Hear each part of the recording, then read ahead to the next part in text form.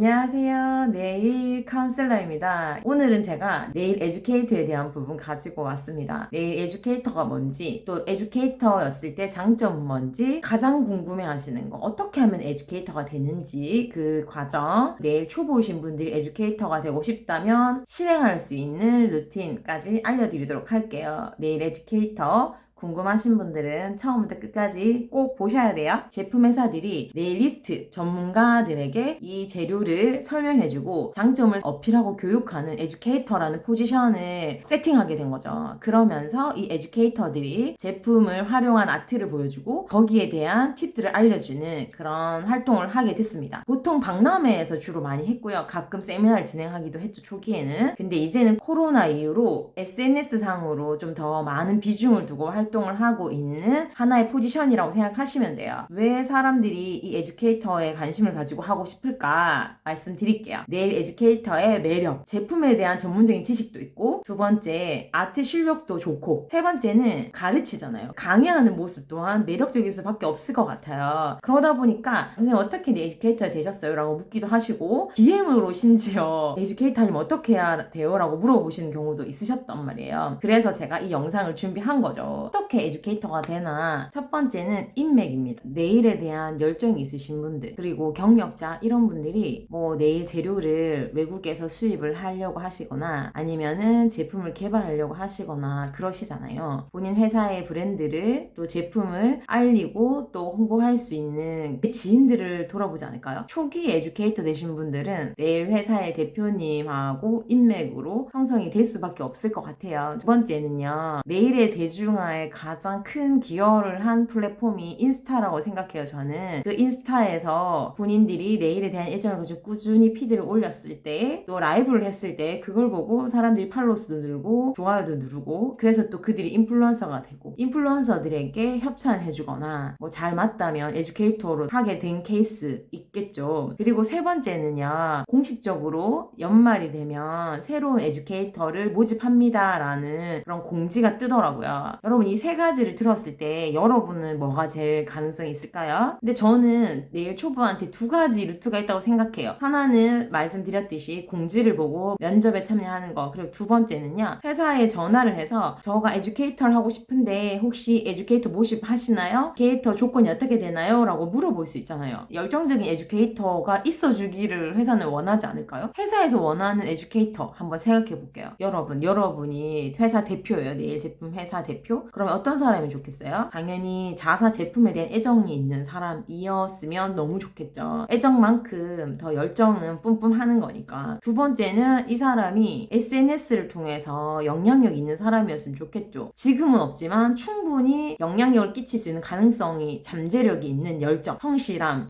센스? 그런 것들이 사실 보이잖아요. 마케팅이 되게 중요해서 마케팅을 하려고 하는데 지금 사실 코로나 때문에 박람회를 못한 적도 있고, 하기는 한다고 하는데 사람들이 코로나 때문에 그렇게 막 박람회에 적극적이진 않는 것 같아요. 그러다 보니까 SNS상으로 활발하게 활동을 한다 했을 때 회사 입장에서 너무 감사. 그래서 제가 생각할 때는 내 초보분들은 SNS에 대한 부분들을 잘 활용하면 여러분이 연락하기 전에 회사에서 러브콜이 올 것 같습니다. 그러면 어떻게 하는지 좀 단계별로 설명을 드릴게요. 여러분 뭐 식당 가서 음식이나 카페에 가서 이제 사진을 찍거나 그렇게 하시는 거 인스타로 하시죠. 안 하시는 분이 거의 없는 것 같은데, 네일에 대한 것만 올리는 계정을 따로 만드셔가지고 인스타를 1일 1피드를 하는 거예요. 하다 보면 익숙하겠죠. 인스타 팔로우수 늘리는 법에 대한 유튜브 영상들도 참고하시고 뭐 책을 읽으셔도 되고 강의를 들으셔도 되고, 그래서 한 6개월 정도 인스타에 공을 들이시는 거예요. 그러면은 그 사이에 네일 계정에 팔로우수도 늘고 좋아요 수도 늘 수밖에 없어요. 안 해서 그렇지. 난 직장인이고 아직까지 네일에 올인을 하지 않았어. 그러면 하루를 잡으셔가지고 아트 샘플을 만드시거나 뭐 내 손 하시거나 하셔서 피드를 미리 만들어 놓으시고, 그리고 하루에 한 번씩 올리는데 한 저녁 시간, 퇴근 시간에 하나씩 올리시는 거죠. 내가 1일 1피드 했을 때 일주일이면은 피드가